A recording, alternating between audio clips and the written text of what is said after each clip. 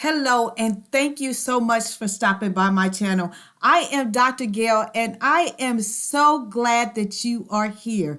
It is Thursday, and you know what goes down here on Thursday. Wife Life with Dr. Gail goes down here on Thursday. So do me a huge favor. Make sure you're hitting the subscribe button and the little bell right next to it so you will know when I go live. And so tonight, I want to talk to you about something that is running rampant in our marriages and in our relationships. And it is something that Gil and I have dealt with in our marriage. And it's something that can be devastating, but also it could be something that you can rebuild and you can literally change the course of your marriage. So tonight I want to talk to you about rebuilding your marriage after infidelity. Yes, rebuilding your marriage after infidelity, okay? A recent marriage survey done in March of 2024 to 400 married men and women revealed that 32% of them had committed some form of infidelity in the last 6 months of their marriage. That is bananas.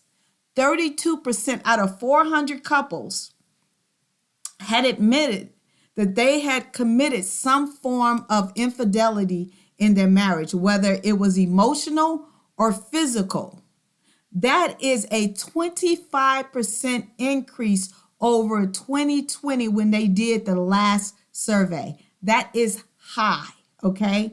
And so I wanted to talk to you guys about infidelity and that you can have life after infidelity, but you got to do the work, okay? And in this survey, it cited that social media, unhappy at home, lack of effective communication, stress, social pressures, children, and the lack of sex and intimacy were the top ones that made somebody decide to either get in an emotional affair or a physical affair, okay? And of course, everybody's story is different why they choose to step outside the marriage, but those were the top ones that kept coming up when they did this survey, okay? And in order for you to fix infidelity, because I believe that you can have life after infidelity and your marriage can be either even stronger or better. Not perfect, because no marriage is perfect, because there's no two people that are perfect, but you can have life after infidelity. I've been doing this for 20 years. I've been married 37 years, and Gil and I have both committed adultery, whether it was physical or emotional, okay? And we're still standing, but you have to own your stuff, okay? And so in order for you to rebuild all the things that you lose when you commit infidelity, and you do lose a lot, okay? But it is possible, okay? So in order to fix it, these are the steps that you need to take in order to fix it. Of course, you got to do the work, okay? The first thing is full disclosure is needed. Full disclosure, not bits and pieces. Full disclosure is needed in your part. And I'm not saying that you have to be explicit if you indulge in the physical side of it, right? Because you don't want to make your spouse feel that they're not doing it the way that other person did it or whatever. But I'm talking about how it started. How did you lie and manipulate and all those things to be able to be in that person's presence? You know, all of those things need to be disclosed at one time, not just bits and pieces, because the spouse that has been cheated on, when it's revealed, becomes this detective. And you spend hours and hours and hours and hours, and it becomes very taxing on your health, okay? So full disclosure is needed.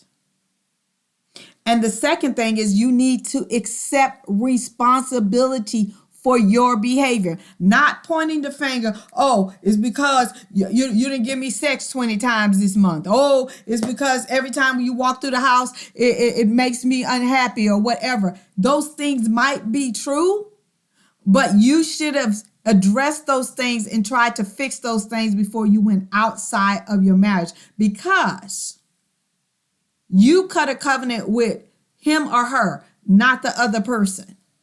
You said you wanted to spend the rest of your life with your spouse, not the other person. Okay? So full disclosure is needed. Accept responsibility, right? To commit to rebuilding.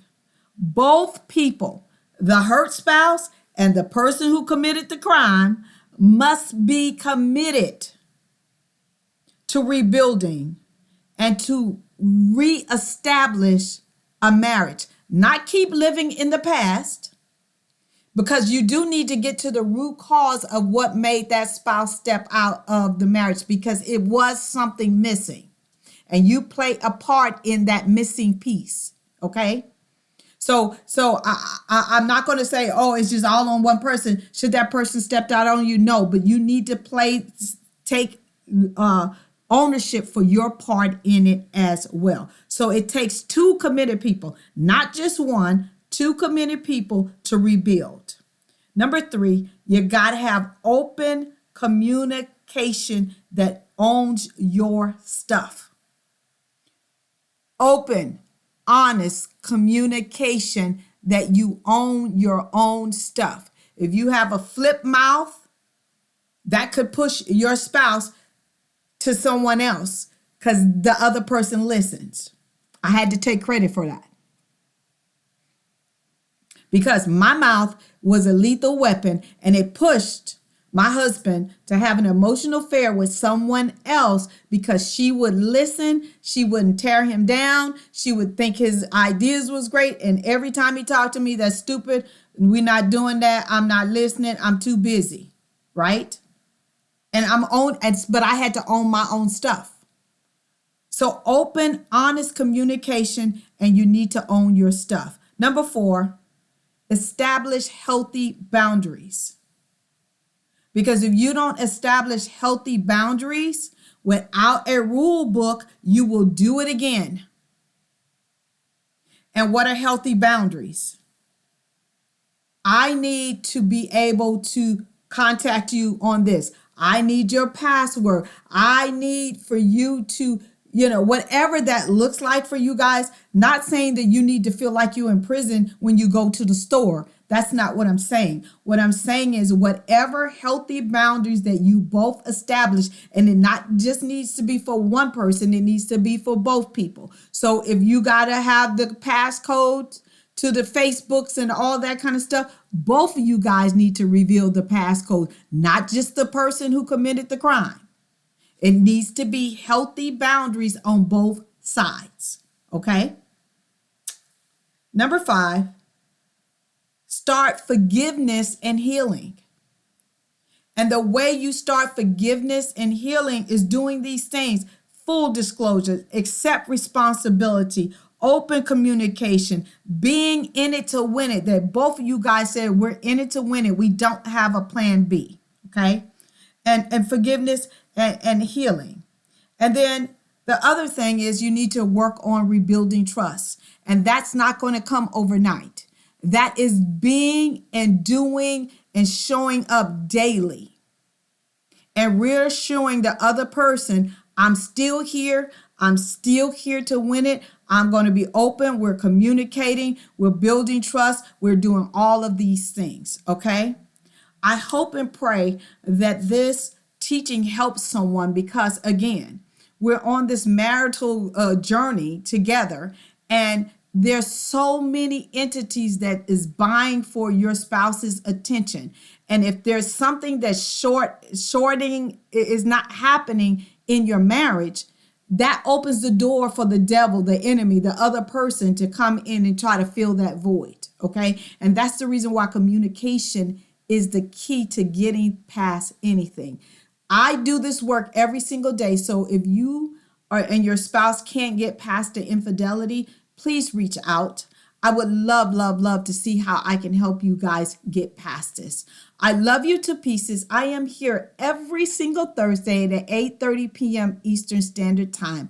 But before I go, if you want this video or any of my videos sent to your significant other because you don't want to be the one to send it to them, do me a favor, just click the link below and I will have one of my team members to send it to you. Have an amazing, amazing night, and I will see you next week.